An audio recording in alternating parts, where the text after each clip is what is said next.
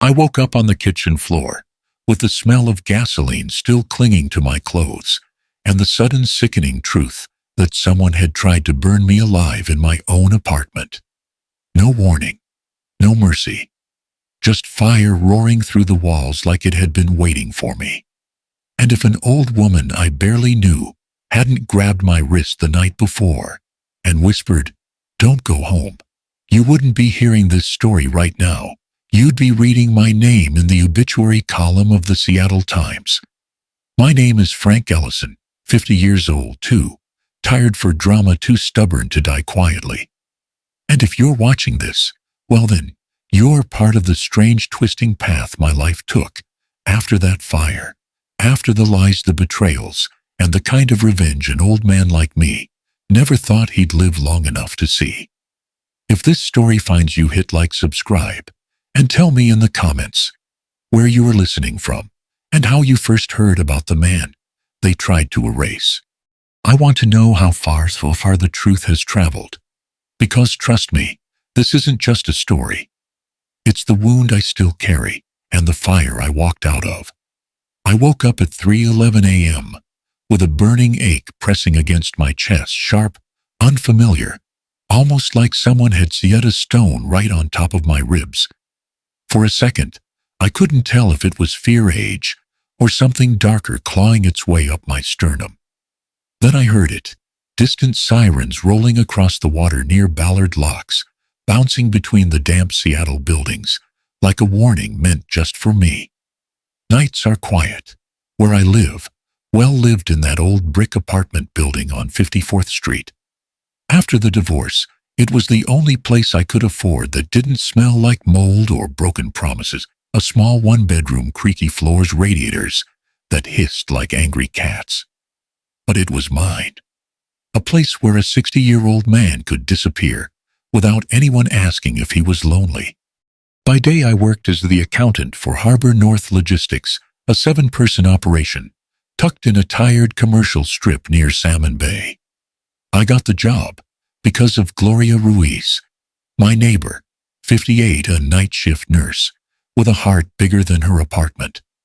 She'd marched into my place one night after hearing me cough through the wall and said, "Frank, you're too smart and too sober to be sitting around doing nothing. Get back out there." So I did.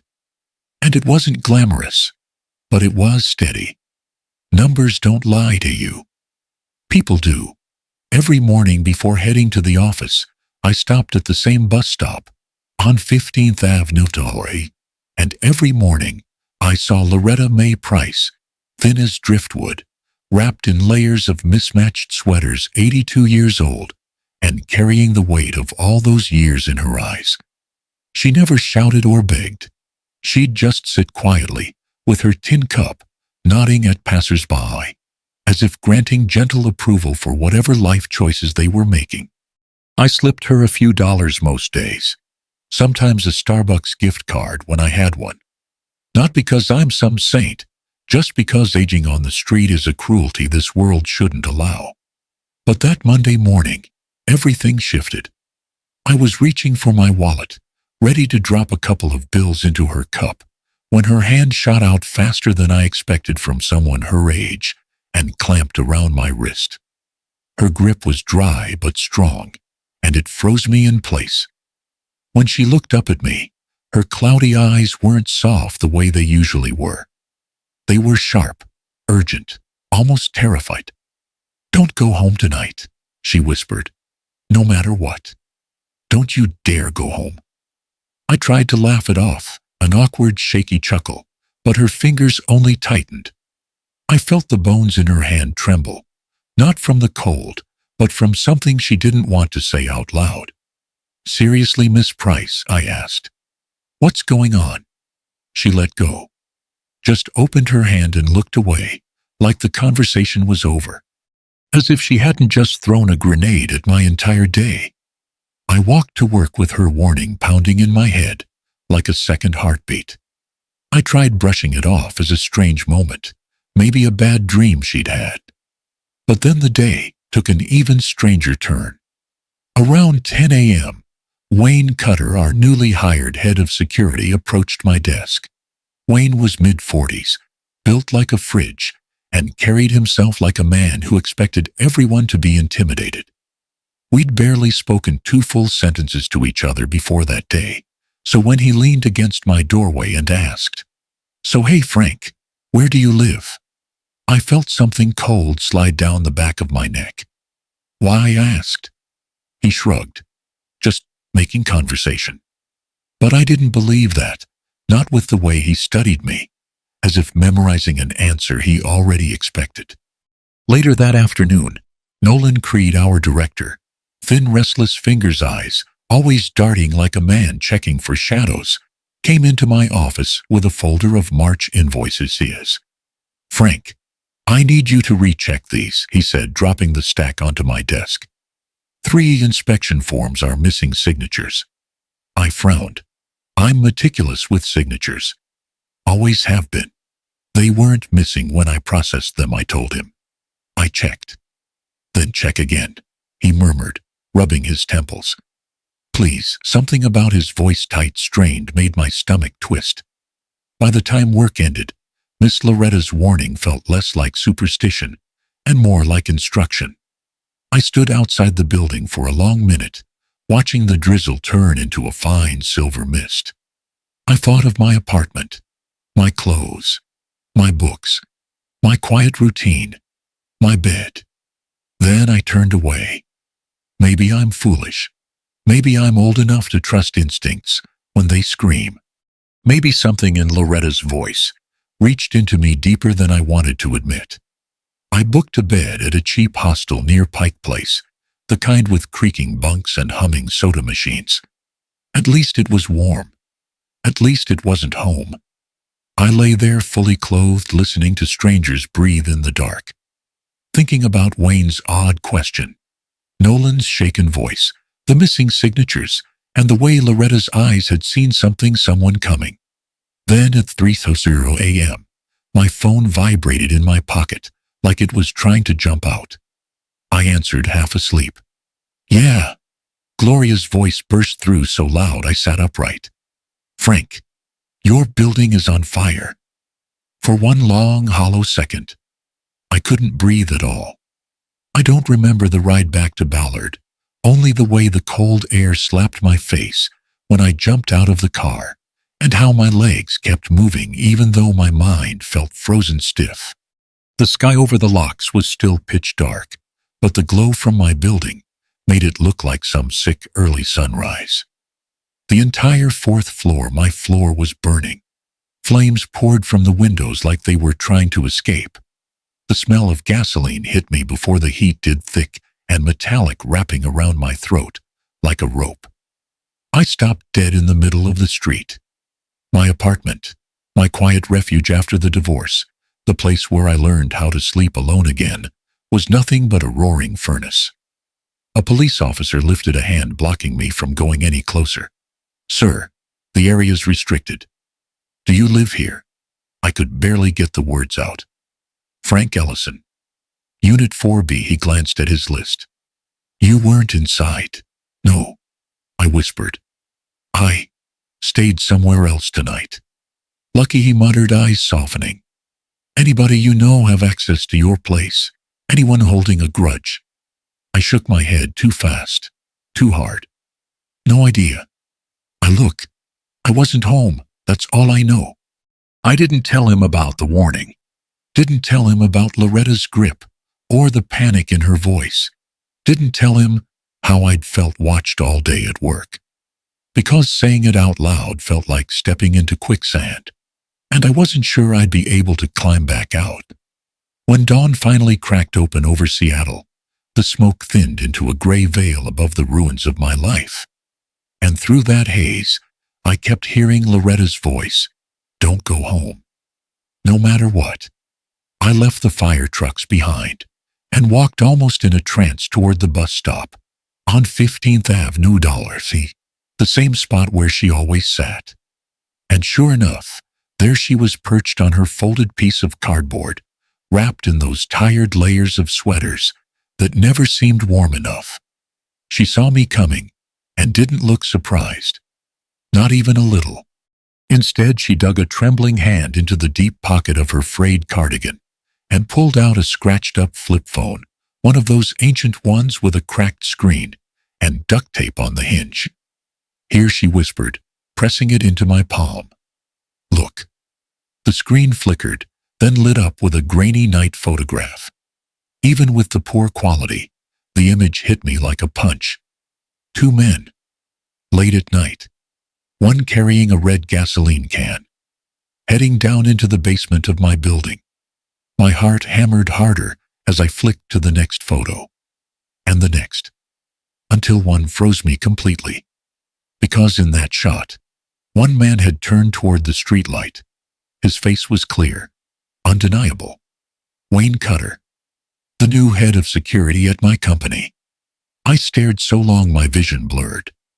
"They were there the night before too," Loretta murmured. "I saw him, heard him whispering in the alley. One said your name, said tomorrow night's the end of that old bookkeeper." My stomach flipped so hard I thought I might be sick. Because suddenly, everything made sense. The missing signatures, Nolan's nervous hands, Wayne asking where I lived, Loretta's warning. They weren't random pieces. They were teeth of the same trap. Why would they want to kill me?" I managed. "You seen something you weren't supposed to," she rasped. "Or asked the wrong question." I thought of those unsigned March inspection forms. Those invoices Nolan shoved at me like they were burning his hands. The way Wayne hovered listening. I felt the blood drain from my face. Loretta reached out, gently touching my arm. "Frank, you can't go back to that place. You hear me? They think you're dead right now. Best keep it that way until the law knows what's going on." Then, as she shifted, her voice softened, almost too soft to catch. "Nolan was never good at covering his tracks, not even when he was a boy." I blinked. "What did you just call him?" She stiffened, like she'd said too much. "Never mind that. Don't waste time asking me. You take this phone, walk yourself straight to the precinct on Market Street, hand it to the police. Do it now, before they realize the fire failed." The wind cut across the avenue, carrying the faint smell of smoke from what had been my home. I tightened my grip around the little flip phone until the plastic creaked. "Nolan was a boy," I repeated, but she shook her head sharply. "No questions, Frank. Not here. Not now." Her eyes glimmered with something like fear or regret. "Just go, before they finish what they started." And just like that, everything I thought I knew about my job, my boss, my safety, all of it cracked open. The Seattle Police Department at dawn feels like a hospital that forgot how to sleep. Fluorescence, too bright. Coffee, too old. Faces, too tired to lie. I walked in with ash still in my hair, and Loretta's flip phone locked in my fist like a relic. The desk sergeant took one look at me and waved me through to a small interview room where a woman in a navy blazer waited, pen already untapped. "Mr. Ellison, Detective Asha Reynolds," she said, steady voice, clear eyes, 40-something, with the kind of posture that tells you she's carried heavier weight than your bad night. "Let's get you sat." I placed the battered phone on the table. For a second, I couldn't make my hand let go. She noticed. "We'll book it into evidence properly," she said, gentle but firm. "Chain of custody matters if we want this to hold in court." I nodded, throat tight. She slid an evidence bag across, dropped the phone in, and sealed it with a blue strip that looked too flimsy for what it meant. Then she pressed record on the interview camera and walked me step by careful step through the last 36 hours. Loretta at the bus stop. Wayne in my doorway asking where I lived. Nolan with the missing signatures, the sirens, the fire. My floor collapsing into orange. "And you spent last night at the, what did you call it, cheap hostel near Pike Place?" she asked. "Yeah. The kind where the vending machine hums like a lullaby." "Lucky choice," she made a note. "Any enemies, Mr. Ellison?" Anyone who benefits from you being out of the way. I thought about the March invoices, about the cold twist in Nolan's voice, about Wayne's stare. Not in my personal life, I said. Professionally, I don't know yet. But I'm starting to. She nodded like she'd heard that answer before. Here's what happens next. I'm seizing this phone as evidence and will extract the images with a warrant-backed forensic tool. I need a detailed written statement from you. Everything. Even the parts that feel small. She handed me a lined pad and a ballpoint. My fingers didn't want to hold the pen. They wanted to shake. I made them write instead. By the time I scrawled my last period, my coffee had gone cold, and my back had gone stiff. Detective Reynolds skimmed the pages, underlined a few dates, then slid across a one-page order. This is a temporary witness protection directive, not federal, but enough to restrict contact and put patrol units near your current location. You are not to return to your apartment, and you are not to enter your workplace. Do not call them. Do not answer if they call you. Clear, clear. She leaned forward, voice lower. Whoever set that fire didn't intend to scare you, Mr. Ellison. They intended to remove you. We treat that as attempted murder. You're going to be careful, and you're going to let us do the loud parts. I signed where she pointed, acknowledgement, consent, to be contacted at all hours, consent to relocations as needed. It felt like signing a lease with a storm. On the way out, she stopped me at the doorway. Do you have anywhere safe to stay? I thought of Gloria Ruiz, of her tiny living room, with the crocheted blankets and the jar of butterscotch candies she pretended were for guests.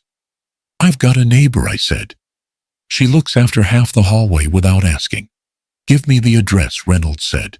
We'll notify patrol roll by often. Also, this part isn't optional. See a doctor today. Your heart rate's high and you're pale. I'm 60, I said. I'm always pale. She didn't smile. Don't test your luck twice in the same week, Mr. Ellison. Gloria opened her door before I knocked, stethoscope still hanging from her neck. Hair pulled into a weary bun. She wrapped me in a hug before I could get the words out. Jesus, Frank, she said against my shoulder. You smell like smoke and fear. Sit down. She sat me at her cluttered dining table, cuffed my arm with the blood pressure monitor she keeps handy, the way other folks keep salt and pepper. 148/92, she said, clucking her tongue. That's anger talking. And shock. And a man who forgets to drink water. I didn't forget, I said. I replaced it with coffee. Don't get cute with me. She slid a glass across. Hydrate, then shower, then a nap, then we talk. I did as ordered.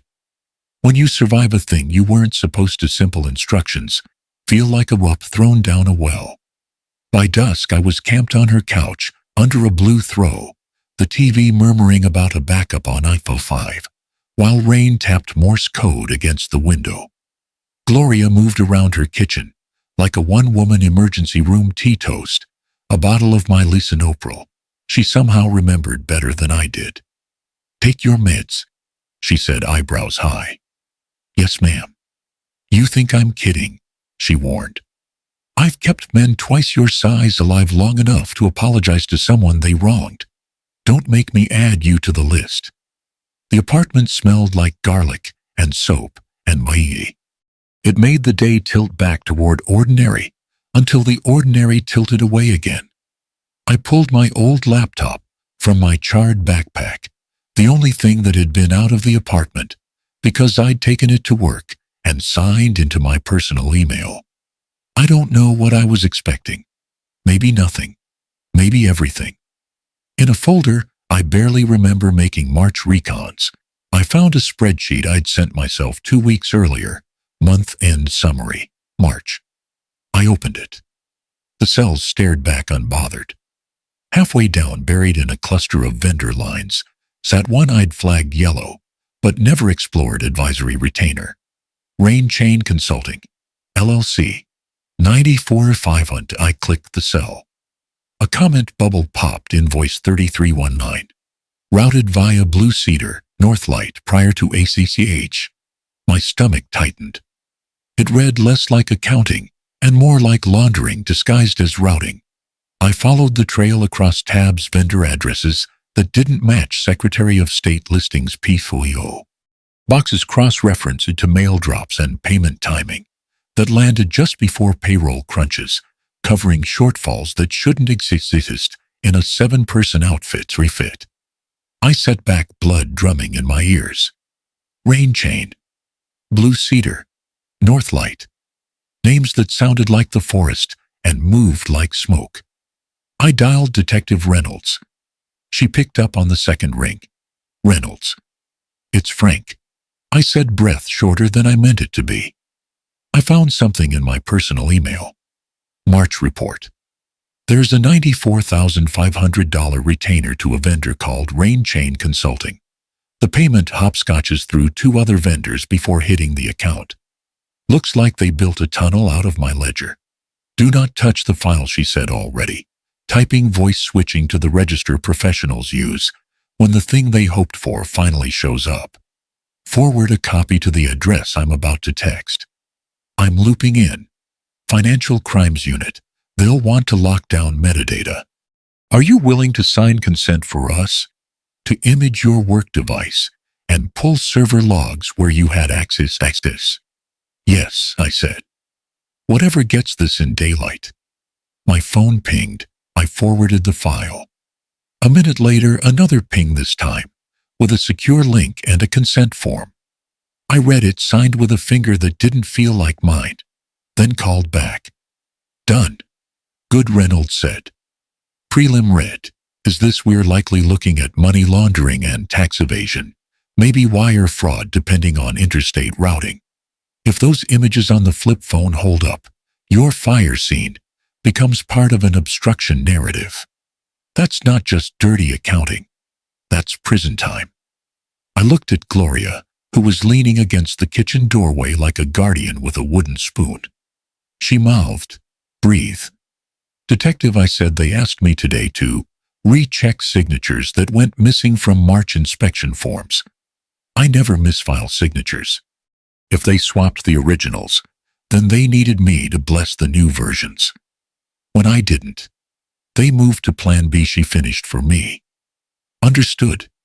Keep your ringer on. 2 uniforms will start circling your block tonight. Stay put. And Frank, good work. The line clicked dead. I closed the laptop. Gloria turned off the TV and sat across from me, hands folded like a teacher waiting on a confession. You did right, she said. You called the right people. Feels like I called a bulldozer onto my own life. Maybe your life needed a new foundation. We let silence do what it does best, hold the pieces until you can pick them up. I must have dozed because the next sound felt like a dream, a soft buzz from my phone. Insistent, then insistent again. I fished it from the blanket, thumbed the screen, awake. A message from an unknown number. Come to the office tomorrow morning to receive the decision. We need you. Beneath the text, a photo appeared, shot at an angle through a windshield, speckled with rain, the grainy corner of a familiar backyard fence, a sagging string of patio lights, and Gloria's rusting grill with the crooked lid. The captionless kind of picture that says what it means by not saying it at all. My mouth went dry. Gloria, I said, turning the screen for her to see. She didn't gasp. She didn't curse. She just straightened, walked to the lamp, and switched it off to make the room dark. In the hush, we could both hear the rain ticking against the glass, like someone counting down. Somebody out there knew where I was, and they were telling me to come back. Detective Reynolds reacted fast, faster than I expected for a department that always feels short-staffed and half-awake. Within an hour of the threatening text, she had a quiet surveillance team positioned near Gloria's block, an unmarked SUV, with 2 officers rotating shifts and another unit drifting the alleys in wide looping passes. They didn't want me stepping outside. They didn't want lights on after midnight. They didn't want my phone volume below maximum. But they did want one thing very clear. No one from Harbor North Logistics was to know I survived the fire. Reynolds insisted that if I had to move even from the living room to the porch, I should text her first. It felt dramatic, but after seeing my burned apartment and that photo of Gloria's backyard, dramatic sounded like the only sensible approach. Still lying low wasn't simple. My instinct was to freeze to sit there on Gloria's couch like a hunted deer. Instead, the detective told me to move quickly and quietly, take unpredictable routes if I needed to leave, and avoid creating a pattern anyone could track. So I tried. That afternoon, I slipped out of Gloria's place wearing a rain jacket that wasn't mine, and a mariner's cap pulled low. I walked 3 blocks south before catching a bus toward Seattle Center, then without stopping, hopped off and cut across a plaza to board another road heading west. The whole time I scanned reflections in bus windows, checking for tailing cars, for Wayne's square jaw, for anyone staring too long. Maybe I was being paranoid. Or maybe paranoia is just what survival sounds like in your brain. By the time I returned to Gloria's, the sky had already gone steel gray, the kind of evening light that makes Seattle look like it's holding its breath. Gloria shuffled around the kitchen, reheating leftover stew, muttering about how detectives never eat enough and how stress ruins a man's circulation. I let her fuss. It helped her cope. It helped me forget how close I'd come to becoming a headline. Later that night, while I sipped chamomile tea, I didn't want my phone lit up with Reynolds' number. "Mr. Ellison," she said, no greeting, her voice more clipped than usual. "The judge signed the search warrant for Harbor North Logistics. We hit them tomorrow at 7:15 a.m. I want you nowhere near that building." Believe me, I said I don't plan on grabbing a front row seat. You'd be surprised how many witnesses feel tempted to check up on things. She paused. "We expect to seize financial logs, devices, and backups. If Nolan or anyone else at that company is involved in the arson, today was the last night they could destroy evidence." A cold knot tightened in my stomach. "And if they already have, then the forensics team will tell us." She exhaled. "Try to sleep, Mr. Ellison. It's going to be a long day." But sleep wasn't something I had much practice with lately. After we hung up, I stayed on the couch staring at the dark TV screen, my own reflection, staring back with tired, scared eyes I barely recognized. My mind drifted not to the fire, not to the phone message, not to the fear of Wayne Cutter in some alley, but to my daughter Megan. I hadn't spoken to her in, God, almost 4 years. She was 32 now, married, living in Spokane, working as a speech therapist. When her mother and I split, she didn't want to hear my side. She told me I'd always picked work first, that she'd grown up watching me come home drained, silent, buried in ledgers. She said she was tired of being the afterthought in my life. She wasn't wrong, but she wasn't entirely right either. After her mother left, I tried calling Megan twice. The second time she blocked my number. And I didn't chase her. I told myself I was giving her space, but the truth was simpler. I was ashamed. I didn't know how to explain to my own daughter that I'd spent decades working myself into a quiet, lonely corner because it was easier than admitting I didn't know how to be present. And I didn't know how to face her heartbreak. Now, after everything that happened, all I could think was, if I had died in that fire, she would have learned from a stranger. And she would have thought I never tried. The guilt settled into my chest like wet cement. "You're doing that thing again," Gloria said, plopping down beside me, with a bottle of Vicks like it was holy water. "What thing?" Staring into the void like it owes you money. She dabbed the ointment under her nose, mostly out of habit, then asked more gently, "You thinking about Megan?" I hadn't told her. Not everything, anyway. But I must have spoken her name in my sleep the night before, because Gloria had that knowing look again, The one nurses use in ERs when they can see the wound before you lift your shirt. She hates me, I said quietly. She doesn't hate you, Gloria replied. She hurts you. Different thing. I swallowed hard. I don't know how to start again. You start by living long enough to try. So don't go dying on me this week. I let out a weak laugh. She nudged my shoulder with hers. Call her, she said. Not tonight, not tomorrow, but call her. Before you lose the chance. I nodded, though the idea felt like lifting a boulder with bare hands. Around 11 p.m., we dimmed the lights and settled into the kind of silence that only comes after you've run out of ways to pretend everything's okay. I stretched out on the sofa bed and listened to the rain thicken, beating harder against the window. Then Gloria's voice sliced through the quiet. Frank, you should see this. She was standing inches from the TV remote, trembling in her hand. The screen glowed with a red breaking news banner. The anchor's voice was too calm for the words coming out of her mouth. Fire crews responded just before 2:55 a.m. to an apartment complex in Fremont, where residents reported the strong smell of gasoline moments before alarms sounded. My entire spine went cold. The camera cut to live footage: charred siding, shattered windows, water pouring down like rain on top of rain. Gloria turned up the volume. Authorities have not confirmed arson, but preliminary reports describe similarities to a suspected intentional fire in Ballard early this morning. Same hour, same smell, same pattern. She looked at me, eyes wide and hollow. Frank, this isn't random. My breath stilled in my lungs. For the first time since the fire, I felt something darker than fear slide under my ribs, the realization that someone out there wasn't done burning things.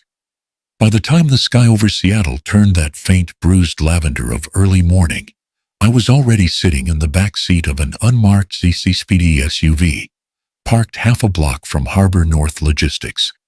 Detective Reynolds was beside me, coffee in hand, headset on, eyes fixed forward, as if she could see through the building's walls. A second surveillance vehicle idled behind us. I kept my hands jammed under my thighs, partly from the cold, partly so she wouldn't see how badly they were shaking. At 7:15 a.m. sharp, the entry team moved. No shouting, no Hollywood theatrics, just a group of officers pushing through the front door with calm, efficient force. I wasn't supposed to be there, but Reynolds insisted I witness it from a distance to understand the scale of what's happening. Watching them go in, I felt something like nausea mixed with vindication.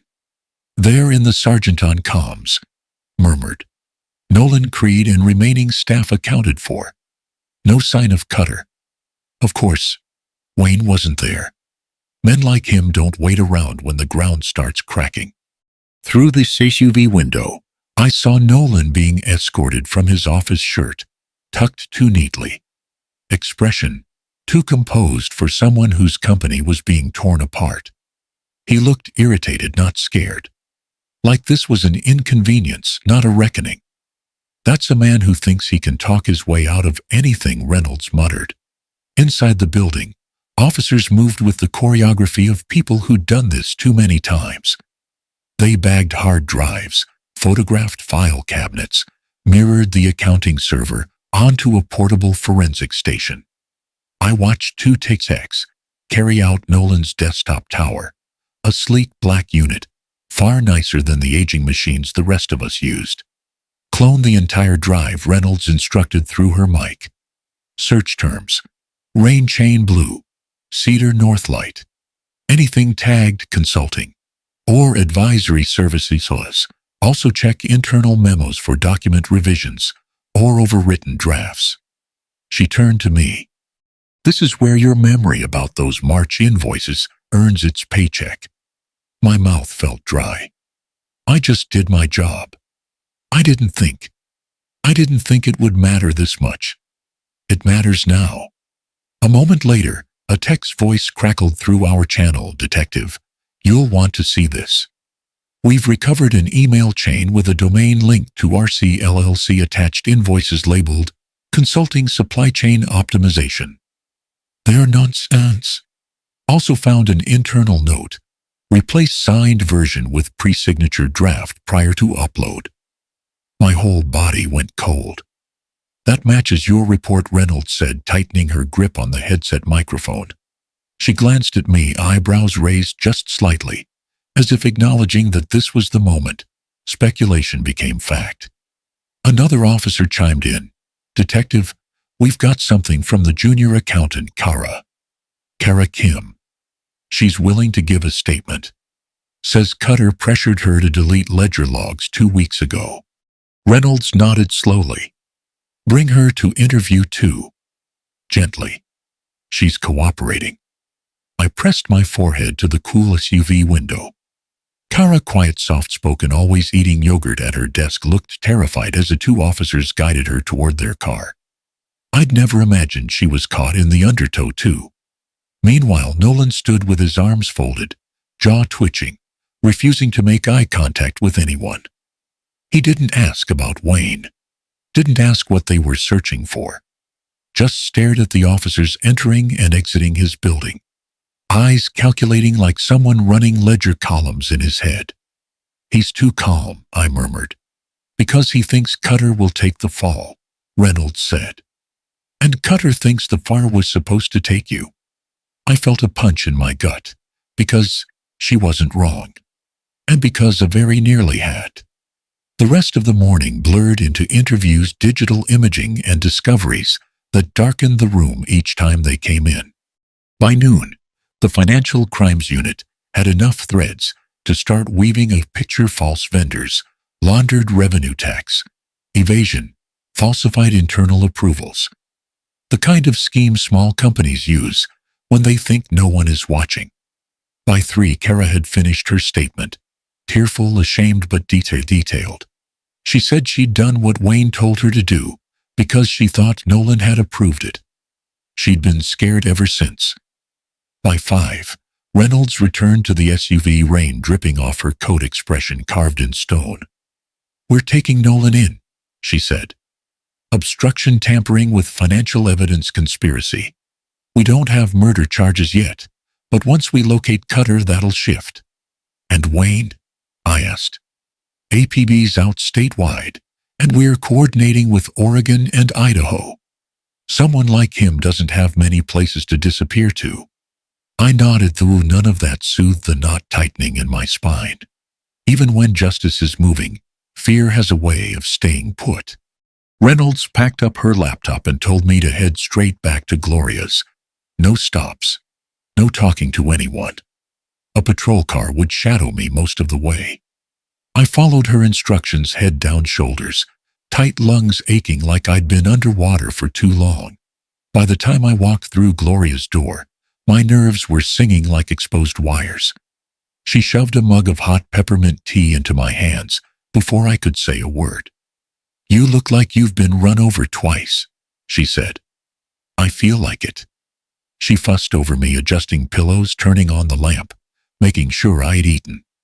Routine comfort. The simple things that tether a man to the world when the world starts tilting. I settled onto the couch, exhaustion pulling at every joint.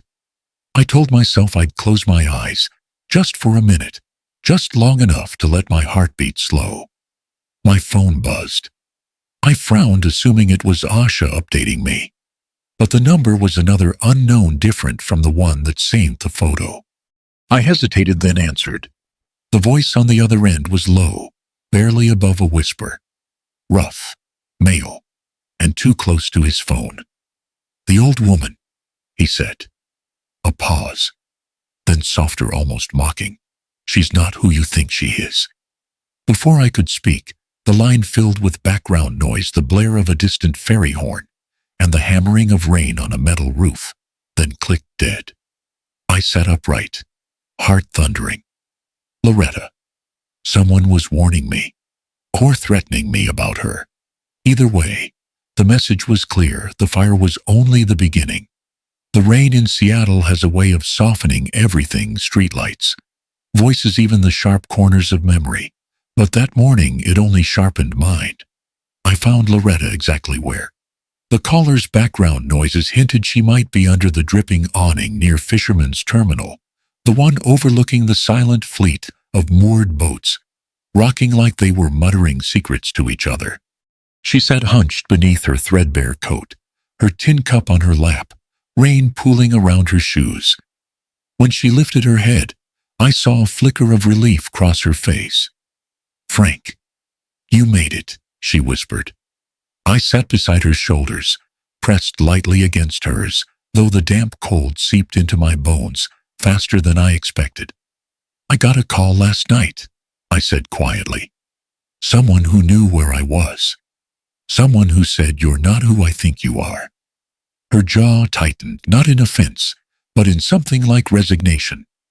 A long breath escaped her lips, thin and shaking. "Then I suppose it's time," she murmured. "Time I tell you what I should have told you the moment I watched your building burn." The boats in the terminal clinked softly, and the rain thickened. Loretta folded her hands, fingers knotted from arthritis and years of gripping cold metal railings. "I wasn't always like this," she began. "Wasn't always living out of stairwells and bus shelters. Back in the early 80s, I worked downtown secretary for the city auditor's office. Learned how to read ledgers cleaner and faster than half the accountants they hired. I caught patterns other folks missed.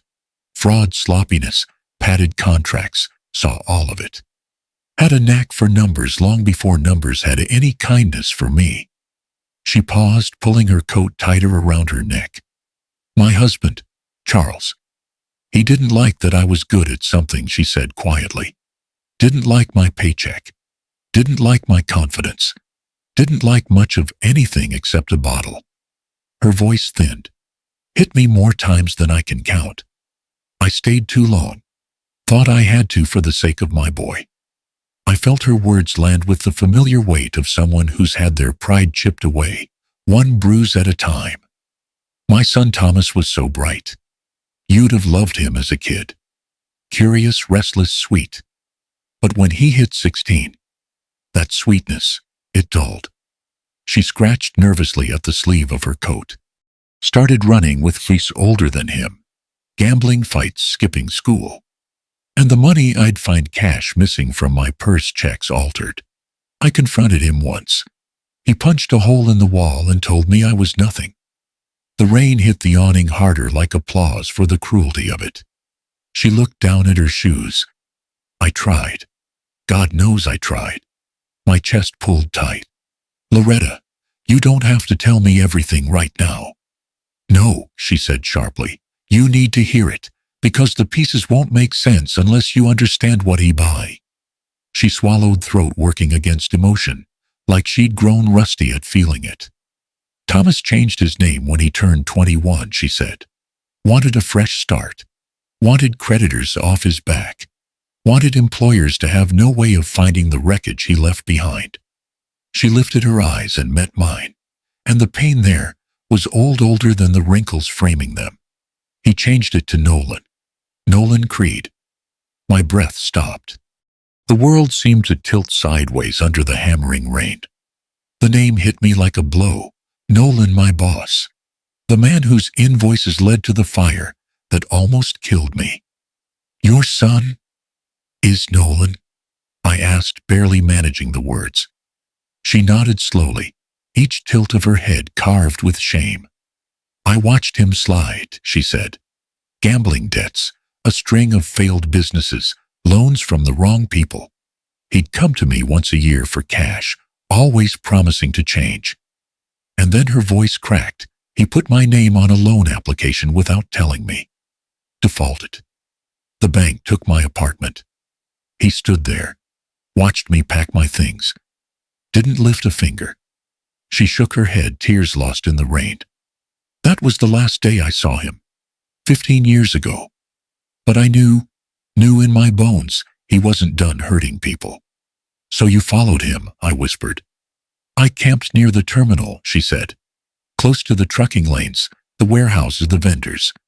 I'd hear whispers, company names, payments, Shady filings. I knew what fake vendors look like. I'd seen it in the city books 40 years ago. So I waited, watched, hoped for a slip. She looked at me, eyes heavy. When you started working there, I noticed the change. He didn't say your name straight out at first, but then I heard Wayne say it in the alley. Heard the words old bookkeeper and loose ends. And I knew he was going to do to you what he'd done to me, erase what he couldn't control. I exhaled slowly, feeling a mix of shock, dread, and a deep ache on her behalf. Loretta, I'm so sorry. She shook her head. Don't pity me, Frank. Just don't let him swallow you whole. I helped her stand, her legs trembling from the cold. The rain made her coat cling to her thin frame, and something inside me refused to let her go back to sleeping behind a dumpster while her son financed arson. Come on, I said gently. We're getting you somewhere warm. Rainier Grove Assisted Living. We'll see if they can take you in short term. You're not staying out here another night. She didn't argue. Maybe she was too tired to fight the idea of safety. Half an hour later, we reached Rainier Grove, a modest brick building with a covered driveway, warm lights glowing through the windows, and geraniums dripping water from the morning storm. Loretta hesitated on the sidewalk, like she was afraid stepping inside would break a spell she wasn't ready to give up. It's okay, I said, touching her arm. You deserve this. We'd barely taken 3 steps toward the entrance when the low growl of an engine cut through the wet air. A black pickup rolled past the gate, too slow, too quiet. My skin prickled before my eyes even registered the shape inside. The passenger window slid down, and there he was, Wayne Cutter, rain on his shaved scalp. A grin pulled tight across his face like something feral was hiding behind it. He raised his phone. Click. A flash. A photo of me and Loretta standing together, exposed, documented. Then the truck roared, tires spitting water, vanishing down the road with a harsh spray of gravel.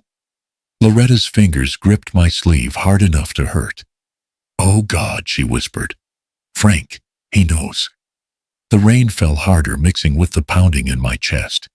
And I realized Wayne wasn't just running. He was hunting. Rainier Grove agreed to take Loretta the same afternoon. Asha pulled every string she had called in favors, pushed paperwork through Medicaid's Home and Community Services, and got Loretta placed on a crisis priority admission, the kind usually reserved for seniors in immediate danger. I signed the forms promising to cover whatever Medicaid didn't. Didn't even think twice. After everything she'd done for me after the fire, she'd saved me from co-signing a copay. Felt like paying back a small fraction of the debt. When they wheeled her inside for Inde, her small trembling frame wrapped in a donated blanket, I felt something twist inside me. Relief, sure, but also guilt. Because somewhere out there her son was still free, still angry, still certain I had something that could bury him. Asha met me outside, holding a manila folder thick enough to make her wrist sag. Frank, she said, lowering her voice, this just came from the digital forensics team. You need to see it. We stepped beneath the overhang near the entrance, where rainwater dripped in steady beats. She opened the folder and spread the printed screenshots across the hood of her unmarked car. Nolan kept everything she said, every shell company, every route, every dollar. The photos showed a tangled map, 3 companies connected through lines of red pen: Rain Chain Consulting LLC, Blue Cedar Imports, North Lights Advisory. Asha tapped each name. All shell entities, she said. Registered out of converted garages in Oregon and Idaho. Payments leave Harbor North as vendor fees, bounce through 2 states, then circle back into Seattle as cash withdrawals from KOW storage on Aurora Avenue. Classic washing loop. My stomach clenched as she pointed to a thread of messages pulled from Nolan's phone. Short, direct, no emotion, just intent. Wayne. Dunsuck ga ke tuan truk tu sao. Clean out the old accountant. Frank, she said softly, this isn't just financial crime anymore. It's attempted homicide. The prosecutor's drafting charges tonight. Wire fraud, money laundering, arson in the first degree, witness tampering. Nolan's going away for a very long time. I nodded, both grateful and shaken. Pieces were falling into place faster than I could absorb them. That night, Gloria heated soup for us, something with chicken and cilantro that filled her whole kitchen with warmth I didn't realize I'd needed. She fussed over me, made me take my meds, checked my blood pressure twice. I told her Loretta was safe. I didn't tell her the part about Wayne. I couldn't.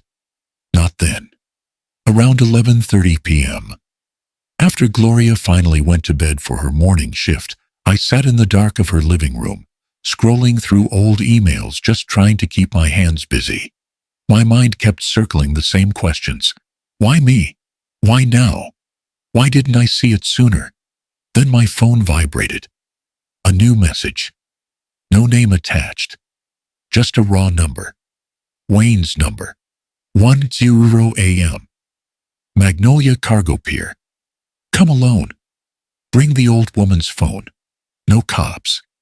You want this over, prove it. My throat tightened. The phone. The photos. The only piece of leverage he couldn't afford to let the police have. He didn't know they'd already seized the digital copies. He still thought Loretta's flip phone was the original and only evidence.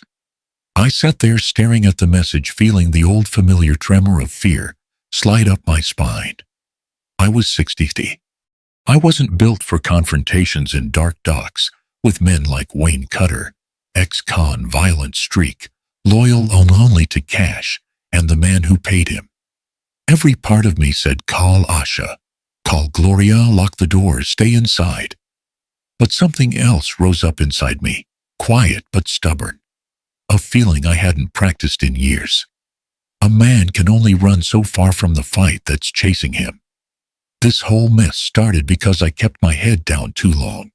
Because I let the wrong people decide which parts of my life mattered. Because I hadn't stood up for myself, not with my ex-wife, not with Megan, not with Nolan, not even with the empty apartment I'd lost to the flames. And though I didn't know exactly what Wayne wanted, I knew one thing for damn sure. The only way this ended was if I faced it. Not hid from it. Not this time. At 12:40 a.m., I slipped out of Gloria's back door and walked to the bus stop 2 blocks away. Magnolia's industrial piers were kitties. At night, too quiet. The city felt like it was holding its breath as I transferred buses twice, just to be sure no one followed. When I got off at the desolate stretch near the water, the world had shrunk to rain, wind, and the smell of creosote from old pilings. I walked down the gravel path toward Pier 91's abandoned cargo slips. The only sound was the rude slap of waves against metal hulls. My shoes crunched on broken oyster shells. My breath fogged in the cold. A single truck was parked near the far loading bay, lights off. I stepped forward. That's when the headlights exploded awake, blinding white, sweeping across the water, before pinning me like a target. I didn't even have time to raise a hand. The beam from Wayne's headlights held me like a pinned moth, bright, merciless, close enough to heat my skin. He stepped out of the truck, slow and heavy boots grinding against wet gravel. The rain came down in sideways sheets, flashing in the glare like broken geese. Phone, he growled. The old lady's phone. Hand it over, Frank, and maybe you walk out. I forced myself to breathe evenly. Fear was there, sharp, metallic, but something steadier rose with it. I kept the flip phone halfway visible in my palm, just enough to keep his eyes fixed on it. Why? I asked quietly. Nolan, that scared of an 82-year-old woman, and an old accountant he tried to burn alive. His jaw tightened. Don't say his name. Just give me the damn phone. I didn't move. Instead, I let out a long exhale. The kind you make when you finally quit pretending you're fine. You got kids, Wayne? I asked.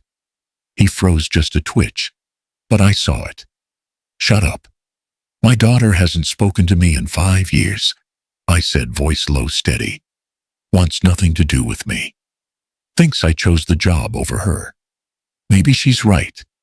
Maybe I was a lousy father. I'm not here for story time. But you know what I'd give? I continued, for even one more chance to fix it.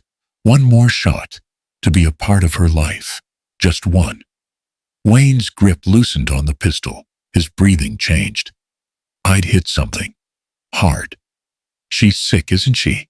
I asked gently. He stiffened.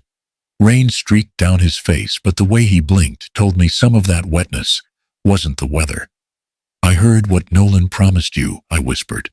He said he'd pay for her treatment after you handled me. After you got rid of the loose end.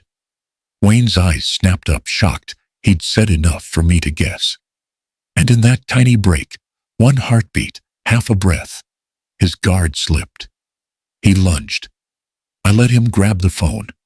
I didn't fight it, because I didn't need to. The second his fingers closed around it, a second set of headlights ripped open the pier.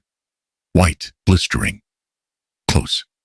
SPD, get down, hands up now, shouts cracked through the night, like chong fire. Boots pounded against wet decking. Asha's team swarmed in from both sides, unmarked cruisers, tactical vests, red-blue strobes bouncing off the black water. She sprinted toward us, her badge glinting under the floodlights. Wayne spun to run, panic exploding off him in waves. He bolted toward the edge of the pier, boots sliding on algae-slick boards. He slammed into the railing, momentum, nearly pitching him over. 2 officers tackled him hard, pinning him down. His yell cut off against the wood. Cutter, don't move. Hands behind your back. Handcuffs clicked. He stopped fighting. Asha jogged up to me, rain plastering her hair to her forehead. You okay? She asked. Been better, I muttered. Behind us, officers searched Wayne's truck. One of them let out a whistle. Detective got something. Asha leaned into the cab. I followed. On the passenger seat lay a red gasoline can, printouts of my building's basement schematics, a hand-drawn note labeling ignition points, a burner phone with messages from Nolan. Everything needed to burn me out of existence again. Wayne sagged against the patrol car, defeated, soaked, shivering. Something in him broke open then, not physically, but in the way a man finally admits the truth he's been wrestling too long. I'll talk, he rasped. I'll tell you everything. Nolan set it all up. The shell companies, the orders, the fires. He kept the cash in a safe behind a false panel in his office closet. Code is. Asha raised a hand, stopping him. We'll take it at the precinct. You want a deal, we do it clean. He nodded, eyes hollow. Later, while officers loaded evidence into vans, Asha walked me to her car, the pier still glowing under harsh lights. You did good tonight, she said. Too good, frankly. You shouldn't have come alone.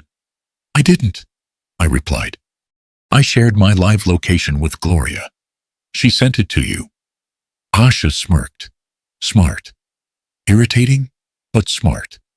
We stood under the awning, where the rain sounded like applause. Tomorrow, she continued, dropping her voice, the grand jury convenes. Between Wayne's confession, the shell company trail, and Nolan's messages, this case is basically a slam dunk. You may never have to sit in the same room with him again. Relief washed over me, slow and heavy, like a tide finally turning. But Asha wasn't finished. She closed her notebook and added quietly, There's one more thing. Loretta asked to see you. Alone? She said it can't wait. My stomach tightened, an old instinct, half dread, half curiosity. What does she want? Asha shook her head. She didn't say, Frank. But from the way she asked, she hesitated. I think it's something big. The rain kept falling, whispering truths I couldn't hear yet. And for the first time since the fire, I wasn't sure whether I wanted the answers waiting for me. Rainier Grove had its own kind of quiet soft, carpeted the sort of silence padded by warm lamps and the faint rattle of pill carts drifting down hallways. Loretta sat in one of the common room armchairs, a knitted blanket over her knees, framed by the dusty glow of an old floor lamp. When she saw me step in, she lifted her hand small and trembling, but her eyes were steady. "Frank," she said, voice thin, but certain, "sit with me." I lowered myself into the chair beside her. Up close I could see how the last few days had worn her down, relief and guilt living side by side on her face, like old rivals. She took my hand between both of hers. Her fingers were cold, papery, but her grip had the insistence of someone rehearsing courage. "I don't want my boy," she whispered, "to rot in prison like an animal. I know he deserves punishment. God knows he does. But I want him to face what he's done, not hide behind lawyers or money or rage." Her eyes shone with a mother's grief, raw, unfiltered, almost unbearable. "I want him to look into the eyes of a man who nearly died because of him. I want my son to know the cost." I swallowed. There were no easy answers in her request, just the weight of a lifetime she still carried, even after he'd taken everything from her. "If he wants to meet," I said, "I'll go." She closed her eyes and exhaled, as if she'd been holding that breath for decades. 2 days later, SPD called. Nolan had requested a victim witness meeting. Voluntary. No lawyers. No theatrics. Walking into the detention center felt like stepping into a cold memory. Harsh lights, disinfectant stinging my nose, the clank of distant metal doors. A deputy guided me through a hallway to the visitation booth, where conversations happened through thick glass and a battered phone. Nolan was already seated on the other side. He looked different. The slick hair and expensive suits were gone. His face was thin, sallow. A streak of premature gray cut through his hair like a scar. His hands shook as he lifted the receiver. "Frank," he croaked. "Thank you for coming." "I didn't come for thanks," I said. He nodded once slowly. "I know." A long pause stretched between us. I let him feel it. Then Nolan broke. "I did everything they said I did," he whispered.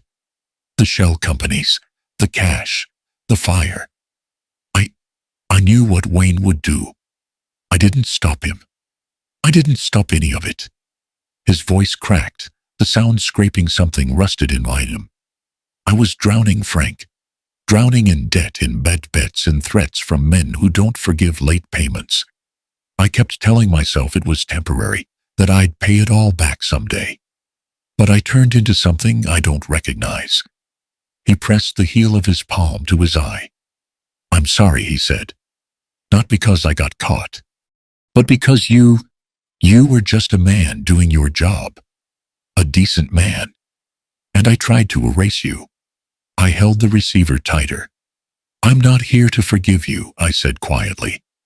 "And I don't think your mother can either, not in the way you want. What you did will follow you for the rest of your life." He nodded, accepting it, like a sentence he'd already handed himself. But I continued, "You can choose what kind of man you'll be after this. You can finally teach your son, if you ever have the chance again, that pressure isn't an excuse for cruelty. These years behind bars, they'll either hollow you out or shape you. That's up to you." Nolan's chin trembled. "I want to make something right," he whispered. "I don't know if I can. But there's something I need you to give my mother." He reached into the pocket of his orange jumpsuit and slid something across the ledge, where documents were usually passed, a folded yellowed envelope. "Please," he said, voice raw. "She's the only family I ever had. Even after everything I did, she deserves more than I ever gave her. I hesitated. Something in my chest pulled tight. Then I took the envelope and slipped it into my jacket. Nolan pressed his forehead to the gaze. He didn't cry, but the grief pouring off him felt like an ocean pressing against a cracked dam. I stood. "I'll give it to her," I said. And I walked out, leaving him with the cold glass and the consequences he finally stopped running from. That evening, Rainier Grove's hallways glowed soft and honey warm. I found Loretta in her room, sitting by the window, where the last edges of daylight painted the garden gold. "I saw him," I said, pulling the envelope from my jacket. "He wanted you to have this." Her fingers shook as she took it. She didn't rush. She opened it, like opening a memory she wasn't sure she wanted back. Inside lay a single brass key and a small slip of paper in Nolan's uneven handwriting. The note read, "Mom, I owe you a home." Loretta covered her mouth with one hand as her knees buckled. A soft, keening sound escaped her grief, shock, hope, and heartbreak tangled together. The key trembled in her palm. To what? A locker? A safe deposit box? The cash hidden behind the false panel, or something else entirely? The room seemed to shrink around us, the weight of possibility filling every corner. And then Loretta whispered, "Frank, I think I know what this is." Her eyes lifted to mine, wide and shining. Winter in Seattle has a way of making everything feel sharper: the wind off the sound, the ache behind old rib bones, the truths you've been avoiding for years. By the time the prosecutors filed the final stack of charges against Nolan Creed, the air already carried that sting of cold that makes a man stand a little straighter. The indictment was brutal surgical wire fraud, money laundering, arson in the first degree, witness tampering, and a RICO light enhancement, tying the shell companies, falsified ledgers, and arson attempts into a single organized scheme run through Harbor North Logistics. Wayne Cutter flipped first. He sat in that interview room with the look of a man who'd been holding his kids' medical bills in one hand and a loaded gun in the other for far too long. Under a plea agreement, he laid out the entire chain of command: every email Nolan sent, every instruction whispered behind closed doors, every dollar laundered from the shell entities in Oregon and Idaho back into Seattle as petty cash. He also gave up the location of the safe. SPD opened it, using the brass key tucked in Nolan's letter to Loretta, a safe hidden behind a false panel in the back of a rented storage unit in Shoreline. Inside, $173,000 in banded cash, a USB with the dual ledger system, contract files tying clients to inflated shipping invoices, a handwritten sheet mapping the vendor loop. The evidence was enough to bury Nolan twice over. Asha called me the moment they cracked it. "Frank, we've got him," she said. "It's airtight. You can finally breathe." But breathing felt like something I had to relearn. The insurance payout for my burnt-out apartment came through smaller than what I'd lost, but enough to keep my feet under me. Then the Victim Compensation Board approved an additional amount after the arson ruling, money meant to rebuild a life that had gone up in gasoline fumes. I used it the only way that felt right. I paid Loretta's long-term care package at Rainier Grove, fully, quietly, permanently. When I told her, she shook her head, tears catching in the fine lines around her eyes. "Frank, I can't let you. You didn't let me die in a fire," I said softly. "We'll call it even." She smiled, small, shy, the kind of smile someone makes when they're not used to good things anymore. Nolan asked twice to see her. Asked if once he was sentenced, she might consider moving in with him, rebuilding something broken. Loretta's answer was gentle, but unmovable. "I forgive you, son," she told him during her supervised call. "But forgiveness doesn't mean I walk back into the hurt." She chose peace. And she chose Rainier Grove. And somehow she chose me, her unlikely witness, on the far side of a lifetime of wounds. There was one more person I owed a call. It took me 3 tries to press her name, Megan, on my phone screen. My daughter, 32, who now living somewhere between resentment and distance for years. I expected voicemail. I prepared myself for silence. What I didn't expect was her voice, soft, older than I remembered, answering on the first ring. Dad. I froze. Neither of us spoke for a whole breath. Then 2. Then her breathing broke the way a dam breaks. I'm sorry, she whispered. And suddenly, I was crying, too, quaint, embarrassed, relieved in a way I hadn't let myself feel in decades. We set a date for coffee at Green Lake, just the 2 of us. A start. Maybe the calm after the fire wasn't just a metaphor after all. The last week of winter brought crisp air, a low sun, and a stillness that felt earned. I stood under the overhang outside Rainier Grove, watching the early frost gather on the hedges, watching residents shuffle inside after dinner. I spoke softly to the camera in my hand, not for attention, but for the people who'd been listening to these stories of mine, the ones who might need to hear this part most. At 60, I said, you don't start fresh. You stand back up. That's different, harder. But it's where the dignity is. And revenge, well, the sweetest kind is the one that doesn't poison you. The kind done with truth, with law, with a steady hand. The kind where your heart stays open enough for regret and maybe even forgiveness. I was still speaking when Gloria came hustling out the front door, her scrubs under her winter coat, hair tucked into a messy bun, like she'd run straight from the nurse's station. Frank. Hey, this just got delivered for you, she said, breathless. From Loretta. She handed me a sealed envelope.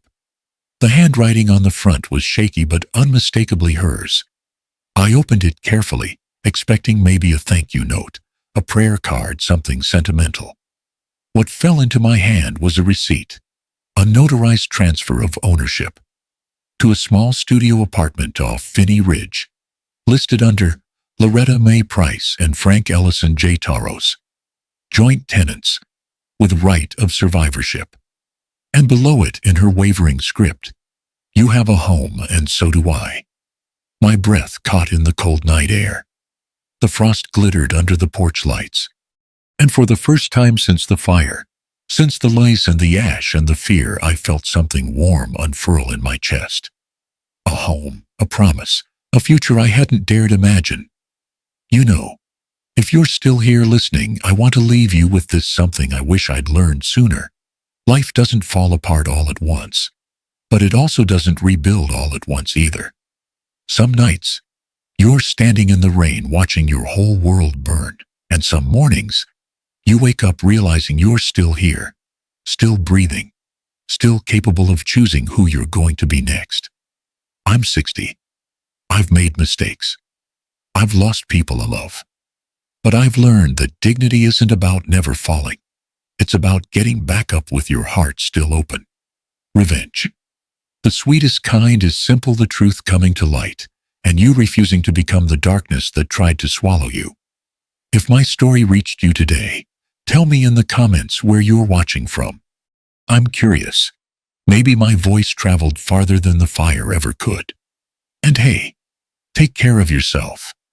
We all get more than one chance to stand back up.